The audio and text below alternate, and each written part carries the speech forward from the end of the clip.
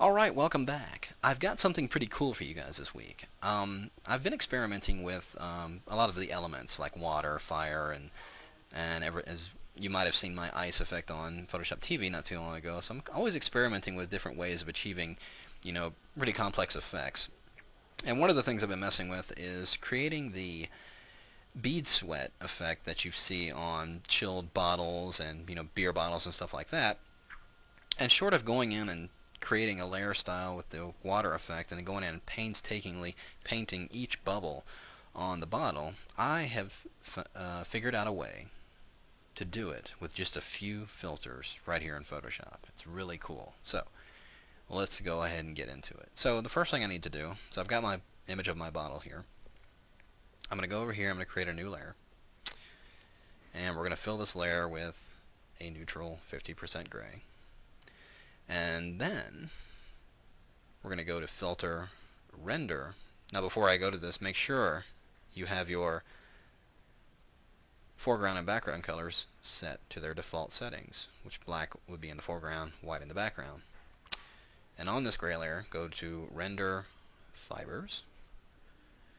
Now in here I just pick any old random setting here. I just click random until I see something that looks okay, because it doesn't really matter because we're going to manipulate it even further after this. So just hit OK.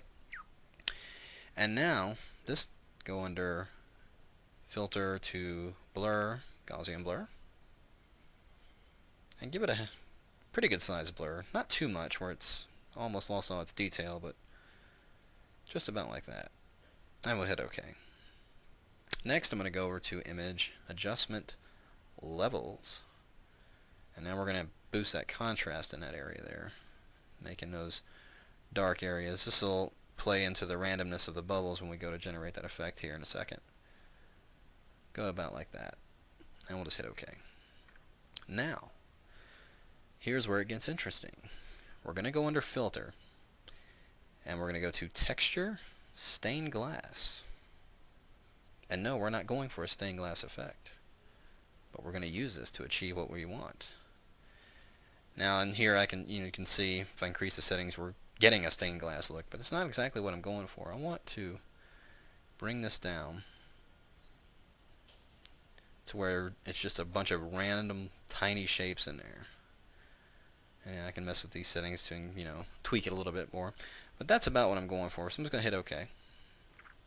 Now I'm going to zoom in so you can get a better look at what's going on in here. There's our random shapes in there. Now the next thing I want to do, I'm going to go under Filter. This time we're going to go to Sketch, Plaster.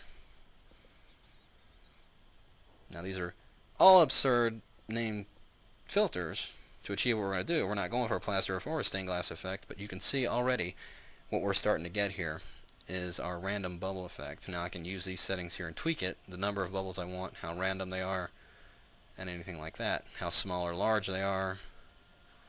And that's pretty cool that I have that kind of control over that. And it's much easier than going in and painting each one of these little bubbles in there. So I'm going to go ahead and hit OK. And there we see our bubbles. Now I want to get rid of all this black in here in this background area right in here. So I'm just get my magic wand tool here and just click anywhere in that black area, and it will select all that. To make sure you have contiguous, so it doesn't select anything inside the shapes in there. You just want the general range of black in there. So click in there. I'm just going to hit delete and deselect. I'm going to zoom out just a little bit more so you can see there we have our random bubble going on. But now I need to make it conform to the shape of this bottle here. So I'm going to bring up my free transform, which is Command or Control T, and I'm going to control or right click on this shape, bring up my warp tool, and I'm just going to grab these corners here and manipulate them into the shape of the bottle. I'm not being real exact because when we do the final touch here, a lot of these areas are going to disappear, and if I wanted to, I could simply delete these bubbles that are outside the area of the bottle, so that's not going to be a problem. Get it just about like that, pretty much till it's right in the shape of the bottle there. Just going to hit OK, or hit Enter. Now, I'm going to zoom in again so you can see how this effect changes. To really sell the effect, all I got to do now is change my blending mode to overlay. And look at that. Isn't that cool? There you have it. Generated a really cool random bubbling effect in just a few short steps. So, practice with it, have fun with it, and we'll see you next time.